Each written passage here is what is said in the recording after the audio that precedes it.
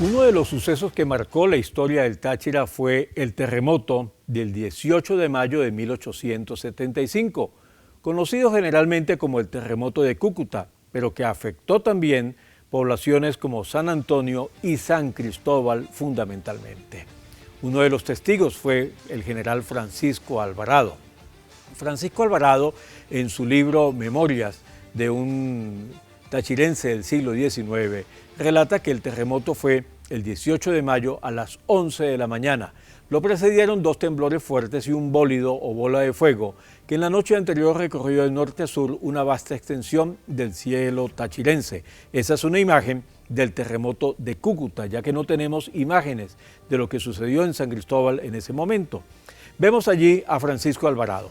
Francisco Alvarado nos dijo que vemos que quienes vimos en chozas o en ranchos nada sufrieron, y los que habitaban casas grandes en mampostería o de paredes sólidas quedaron sepultadas en ella. Eso culminó a las 4 de la mañana del día 19 de mayo. Horacio Cárdenas, en su libro Las Lomas del Viento, también se refiere al terremoto.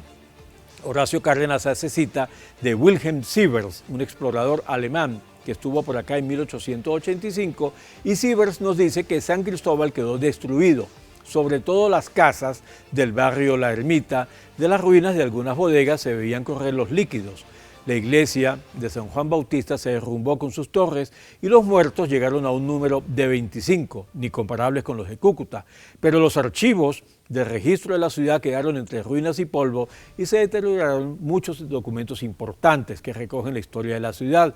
Por eso, buena parte del archivo de San Cristóbal se ha extraviado porque quedó, entre otros desastres, con el terremoto del 18 de mayo de 1875. Enrique Rode fue uno de los alemanes que regentó la casa Van Dieselrode. Él hace testimonio que el 18 de mayo de 1875 hubo un gran terremoto que destruyó casi toda Cúcuta y buena parte de San Cristóbal y llevó a la empresa Van Diesel Antilles al borde de la ruina. Ese mismo testimonio también lo hacen en el libro Cúcuta a través de la fotografía.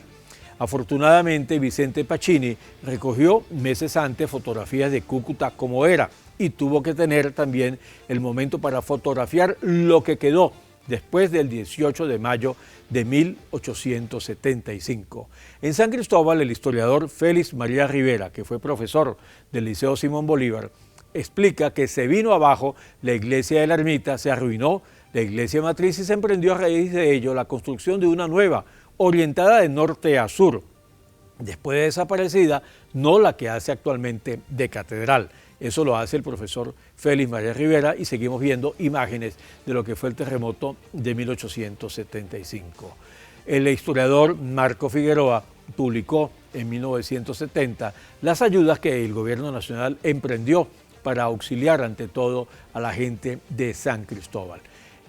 Allí aparecen recortes de prensa y escenas de ese momento que también fue estudiado por el cronista JJ Villamizar Molina.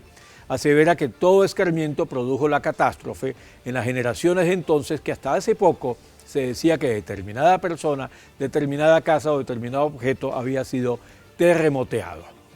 Afortunadamente, quedaron crónicas en los periódicos de la época y estudiosos también, como Horacio Cárdenas, como Félix María Rivera, como Marco Figueroa, y las crónicas de Enrique Rode y las crónicas de los cronistas de Cúcuta, que nos hablan de ese desastre que sufrió el Táchira y Cúcuta el 18 de mayo de 1875.